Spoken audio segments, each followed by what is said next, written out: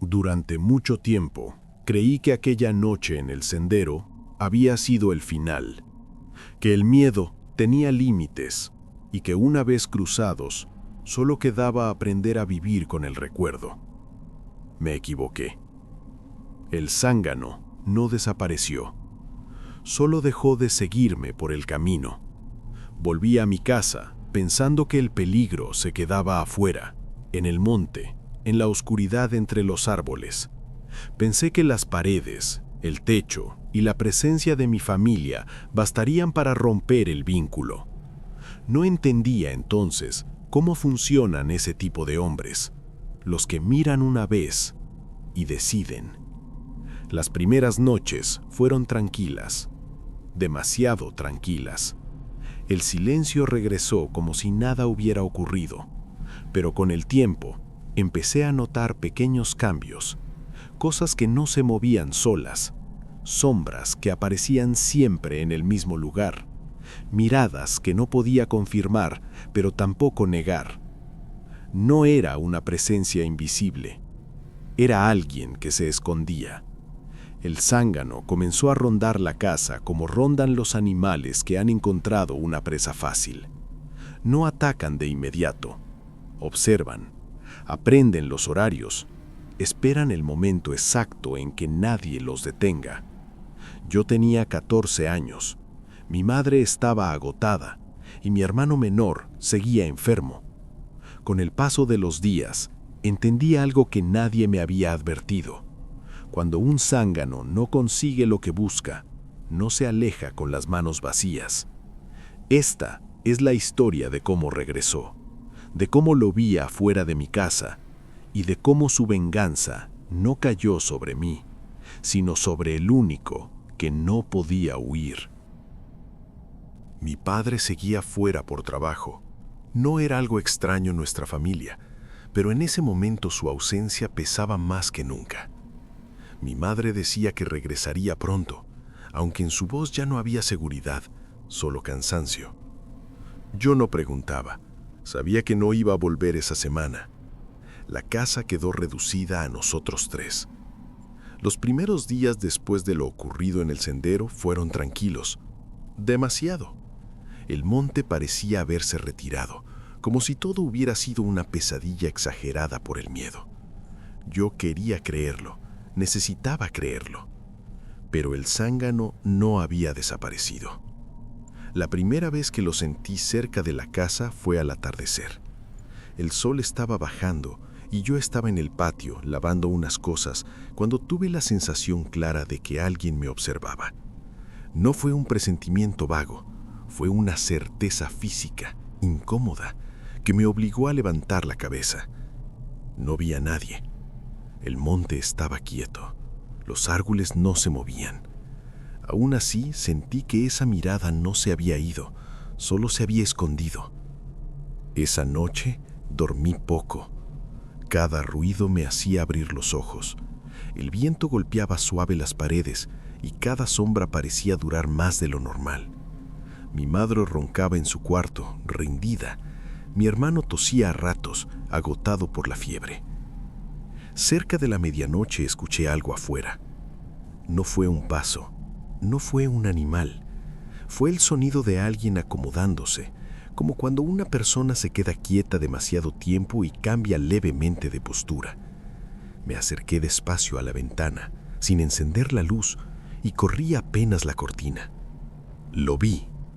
Estaba de pie, cerca del cerco, a una distancia suficiente para no ser visto desde adentro si uno no prestaba atención. No se movía, no caminaba, solo estaba ahí, con el cuerpo inclinado hacia adelante como si observara algo muy de cerca. Su silueta era inconfundible. Era un hombre alto, delgado, con los brazos largos colgando a los costados. La ropa le quedaba mal, sucia, como si llevara días sin cambiarse. No pude verle bien el rostro desde esa distancia, pero su postura me resultó conocida de inmediato. Era la misma del sendero. Sentí que el estómago se me cerraba. No gritó, no hizo señas, no se acercó. Se quedó ahí, mirándome, aunque yo sabía que no podía verme claramente. O tal vez sí, tal vez no necesitaba hacerlo. Cerré la cortina despacio y retrocedí. El corazón me golpeaba con fuerza. No desperté a mi madre. No sabía qué decirle, que un hombre estaba parado afuera de la casa mirándonos. Al amanecer, salí al patio con cuidado. La tierra cerca del cerco estaba aplastada, no como por un animal, como por alguien que había estado parado ahí durante mucho tiempo. Había marcas de pies, grandes, hundidas. Mi madre las vio también. «Alguien pasó por acá», dijo en voz baja. No respondió cuando le pregunté quién creía que había sido. Esa misma tarde, mientras mi hermano dormía, lo volví a ver. Esta vez estaba más cerca, al borde del monte. La luz del día dejaba ver mejor su cuerpo, sus brazos peludos, su espalda encorvada, su cabeza apenas ladeada, como si me estudiara. Nuestros ojos se encontraron por un segundo. Sonrió. No una sonrisa amplia, una muesca torcida, lenta, como la de alguien que sabe que tiene tiempo. Retrocedí de inmediato y entré corriendo a la casa. Cerré la puerta con llave, aunque sabía que eso no significaba nada para él. No había intentado entrar, no lo necesitaba. Esa noche mi hermano despertó llorando. «Hay un hombre afuera», dijo entre sollozos. «Me mira por la ventana». Mi madre lo abrazó, tratando de calmarlo. Yo me quedé inmóvil, porque entendí algo con absoluta claridad. El zángano ya no estaba siguiendo un camino. Había encontrado un lugar y había decidido quedarse cerca. Después de aquella noche, dejamos de hablar del hombre. No porque no pensáramos en él, sino porque nombrarlo parecía hacerlo más real. Mi madre prefería decir que eran imaginaciones, que el miedo me estaba jugando malas pasadas. Yo no insistía. Había cosas que no se discuten cuando nadie quiere escuchar la respuesta. Pero el zángano seguía ahí. No aparecía todos los días. Aprendí pronto que eso era parte de su forma de actuar. Se presentaba una noche, desaparecía 2 o 3 y luego volvía a mostrarse, siempre desde un punto distinto. A veces cerca del cerco, otras al borde del monte. Nunca demasiado lejos, nunca demasiado cerca. Siempre lo suficiente para que yo lo viera. Comenzaron a aparecer señales. Una mañana encontramos el gallinero abierto. No había animales muertos ni destrozos, solo la puerta forzada, como si alguien la hubiera abierto con cuidado, sin apuro. Mi madre dijo que algún animal grande debía haberlo hecho. Yo supe que no. Los animales no vuelven a cerrar la puerta. En el suelo, frente al gallinero, había una marca larga, irregular, como si alguien hubiera arrastrado un palo o algo más pesado. La tierra estaba removida en una sola dirección, hacia el monte. Mi hermano dejó de salir al patio. Decía que el hombre lo miraba desde los árboles, que a veces estaba parado y otras veces agachado, como si jugara a esconderse. Yo intentaba tranquilizarlo, pero por las noches lo sentía temblar mientras dormía aferrado a la manta. Una tarde, al regresar de buscar agua, vi algo nuevo. En uno de los postes del cerco había un trapo atado. No era nuestro. Estaba sucio, viejo, con un olor agrio que me revolvió el estómago. No servía para nada. No protegía, no sujetaba, no señalaba un camino. Era solo una marca. Mi madre lo quitó con un palo, sin tocarlo directamente, y lo arrojó lejos. No dijo nada, pero esa noche cerró todas las ventanas antes de que oscureciera. El zángano apareció al día siguiente. Esta vez no se escondió del todo. Se dejó ver de pie, entre 2 árboles, con el cuerpo inclinado hacia adelante. La luz del atardecer iluminaba parte de su rostro. Pude distinguir mejor sus facciones, la piel curtida, la barba desordenada, la boca torcida en esa sonrisa fija que no cambiaba. Sus brazos colgaban largos, demasiado relajados. No se movió cuando lo miré. No hizo gesto alguno. Solo se quedó ahí como si quisiera que yo entendiera algo sin palabras. Y lo entendí. Estaba mostrando que podía acercarse cuando quisiera, que sabía dónde vivíamos, que el lugar ya no era solo nuestro. Esa noche encontramos algo frente a la puerta de la casa. Un pequeño montón de tierra oscura, húmeda, colocado con cuidado. No era simple un puñado, estaba acomodado, casi como una ofrenda mal hecha. Mi madre retrocedió al verlo. Yo sentí que las piernas me temblaban. No lo tocamos. Al amanecer, el montón había desaparecido, pero en la madera de la puerta quedó una mancha que no supimos limpiar. Mi hermano empezó a empeorar, no solo por la enfermedad. Estaba más débil, más callado. A veces se quedaba mirando fijo hacia la ventana, como si escuchara algo que nosotros no. Cuando le preguntábamos qué pasaba, negaba con la cabeza. «No quiere que diga nada», susurró una vez. Esa noche, mientras cerraba las cortinas, lo vi una vez más.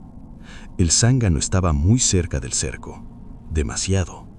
La luz de la luna iluminaba su figura con claridad. Sus ojos brillaban, atentos. Cuando me vio, levantó lentamente una mano y la apoyó sobre el poste de madera, como quien reclama algo que le pertenece. Luego sonrió. No sentí miedo en ese momento. Sentí otra cosa. La certeza de que aquello no era una advertencia. Era una declaración. Y su mensaje era claro. No pensaba irse sin llevarse algo.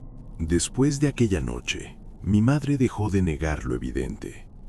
No lo decía en voz alta, pero empezó a actuar como alguien que sabe que está siendo vigilado. Cerraba la casa antes de que oscureciera, apagaba las luces temprano y evitaba que mi hermano se acercara a las ventanas. Yo sentía su miedo en los gestos pequeños, en la forma en que miraba el patio antes de salir, en cómo se detenía un segundo extra al cerrar la puerta. El zángano también cambió.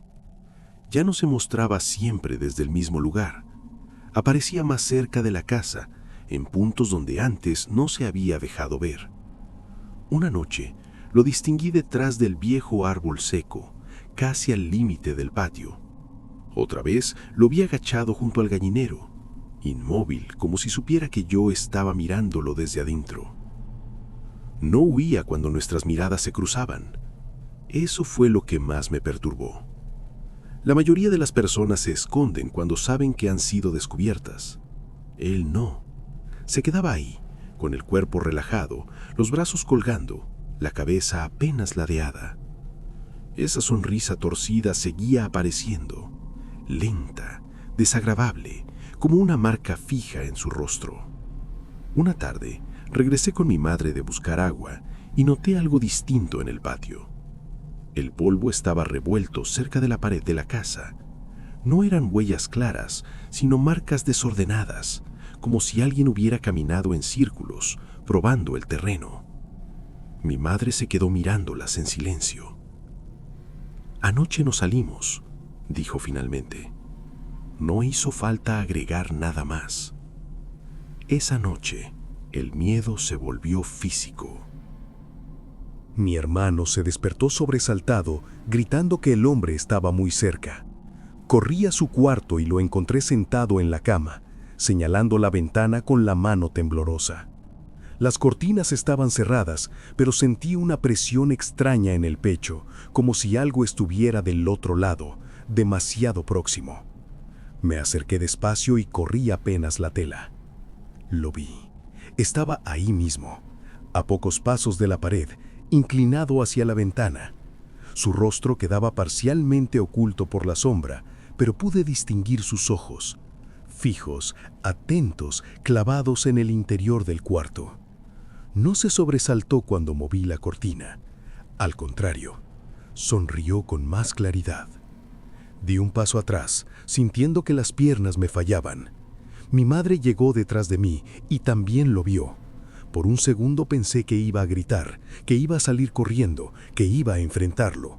No lo hizo. Se quedó inmóvil, con la respiración contenida. El zángano levantó lentamente una mano y la apoyó en el vidrio. No golpeó, no presionó, solo la dejó ahí, marcando su presencia. Luego se apartó con calma y se perdió en la oscuridad del patio. Esa fue la primera vez que supe que podía cruzar la distancia cuando quisiera, que no lo hacía porque no tenía apuro. Al día siguiente, encontramos algo nuevo. Debajo de la ventana del cuarto de mi hermano había un objeto que no reconocimos de inmediato. Era un pequeño muñeco mal hecho, armado con trapos viejos y atado con hilo oscuro. No tenía rostro, solo un nudo donde debería estar la cabeza. Mi madre lo recogió con un palo y lo arrojó lejos hacia el monte. Sus manos temblaban. Mi hermano dejó de comer ese día. No lloraba, no se quejaba, simplemente se apagaba de a poco, como si algo lo estuviera cansando desde adentro. A ratos murmuraba cosas que no entendíamos, palabras sueltas, nombres que no reconocía. Esa noche, el zángano volvió a aparecer. Esta vez no se escondió. Se paró frente a la casa, a plena vista, iluminado apenas por la luna. Lo vi completo. Su cuerpo flaco, los brazos largos cubiertos de pelo, la ropa sucia pegada a la piel, su rostro deforme, la boca torcida en esa mueca constante, los ojos brillando con una atención enfermiza. No hizo nada. Solo se quedó ahí, mirándonos, mirándome. Y por primera vez entendí algo que me heló la sangre. Ya no estaba esperando el momento adecuado. Estaba esperando que nosotros entendiéramos lo inevitable. Después de la noche en que el zángano se mostró frente a la casa, mi hermano ya no volvió a ser el mismo. No fue un cambio repentino, sino un desgaste lento, como si algo le estuviera robando fuerza sin tocarlo directamente. Dormía casi todo el día. Cuando despertaba, parecía desorientado. Mi madre decía que era la enfermedad, que la fiebre lo estaba debilitando más de lo normal. Yo le escuchaba en silencio, pero sabía que no era solo eso. Había algo distinto en su forma de mirar, en la manera en que parecía escuchar cosas que no estaban ahí. A veces se incorporaba en la cama y giraba la cabeza hacia la ventana, aunque estuviera cerrada. «Está ahí», decía en voz baja, «siempre vuelve». Empezó a hablar del zángano como si fuera alguien conocido, no con miedo, sino con una resignación que me resultaba insoportable. Decía que el hombre le prometía que ya no le dolería nada, que podía descansar, que solo tenía que salir un momento. Nunca dijo que lo escuchara hablar, decía que lo entendía. Mi madre no quería dejarlo solo ni un instante. Dormía a su lado, le daba de comer, le cambiaba las compresas para la fiebre. Yo ayudaba en todo lo que podía, pero cada vez que me alejaba de la casa, sentía un peso en el pecho, como si algo estuviera esperando que bajáramos la guardia. El zángano siguió apareciendo. Ya no se escondía tanto. Lo veíamos entre los árboles, de pie, quieto, observando. A veces estaba más cerca, a veces más lejos. Nunca cruzaba el cerco cuando nosotros lo mirábamos, pero siempre volvía cuando caía la noche. Una tarde, encontré marcas nuevas alrededor de la casa. No eran huellas claras, eran círculos mal trazados en la tierra, hechos con algo duro. Rodeaban el patio, cerrándolo poco a poco, como si alguien estuviera delimitando un espacio. Mi madre los vio y se santiguó en silencio. Esa noche mi hermano despertó gritando. Corrimos a su cuarto. Estaba empapado de sudor, con los ojos muy abiertos. Nos abrazó con una fuerza que no parecía venir de un niño tan débil. «No me dejen solo», repetía. «Dice que si tú no sales, me va a llevar a mí». Sentí que el mundo se me venía encima. No dormimos más esa noche. Al amanecer, el zángano apareció una vez más. Esta vez estaba al borde mismo del patio, apoyado contra un poste. No sonreía. Su rostro estaba serio, concentrado. Cuando me vio, inclinó apenas la cabeza, como quien reconoce una decisión tomada. Fue la única vez que sentí que me miraba con enojo. Mi madre cerró la puerta con traba y no volvió a salir. Pero a media tarde, el silencio se volvió extraño, demasiado profundo. Fui al cuarto de mi hermano y lo encontré dormido, con una calma que no había tenido en días. Por un momento sentí alivio. No debí confiar en eso. Cuando despertó, me miró con ojos apagados y dijo algo que todavía me persigue. «Hoy viene por mí», susurró. «Dice que ya esperó suficiente». Esa noche, el viento se levantó de repente, las ramas golpeaban la casa, el monte parecía moverse con vida propia. Afuera, entre los árboles, distinguí su silueta por última vez antes de que oscureciera por completo. El zángano no estaba caminando, estaba esperando. Y en ese momento entendí la verdad más cruel de todas. No había venido a negociar, no había venido a asustarnos, había venido a cobrar. El ruido nos despertó a las dos al mismo tiempo. No fue un golpe seco, fue el estallido breve de un vidrio rompiéndose. Mi madre se incorporó de golpe. Yo ya estaba de pie cuando escuchamos el segundo sonido, el llanto de mi hermano, ahogado, desesperado, viniendo desde su cuarto. Corrimos. El pasillo se nos hizo eterno. El corazón me golpeaba tan fuerte que apenas podía respirar. Cuando llegamos a la habitación, la escena se me clavó en la memoria como una herida abierta. La ventana estaba rota, el marco de madera astillado, los restos de vidrio brillando en el suelo. Y allí, inclinado hacia afuera, estaba él, el zángano. Sostenía a mi hermano con una fuerza firme, segura, como si no pesara nada. El niño se retorcía, gritaba, estiraba los brazos hacia nosotros. Mi madre gritó su nombre y corrió hacia la ventana, pero yo la sujeté por detrás sin pensar, con una fuerza que no sabía que tenía. El zángano giró la cabeza, nos miró. No había apuro en su rostro, no había rabia, solo esa sonrisa torcida, lenta, segura, la misma del sendero, la misma de las noches afuera de la casa. Por un segundo eterno sostuvo la mirada de mi madre, luego la mía, como si quisiera que no quedara ninguna duda, como si quisiera que lo recordáramos exactamente así. Entonces salió. No bajó, no corrió. Cayó al patio con un golpe seco y en el mismo movimiento dio un salto imposible, descomunal, directo hacia los árboles. No parecía humano, no parecía natural. Su cuerpo se estiró en el aire como si el suelo no tuviera poder sobre él. Mi hermano gritaba. Su voz se alejaba mientras el zángano avanzaba entre el monte, saltando, perdiéndose entre las sombras, llevándolo contra su pecho como si fuera un objeto reclamado. Mi madre cayó de rodillas frente a la ventana rota. Yo no pude moverme. El grito se apagó. El monte volvió a quedarse en silencio.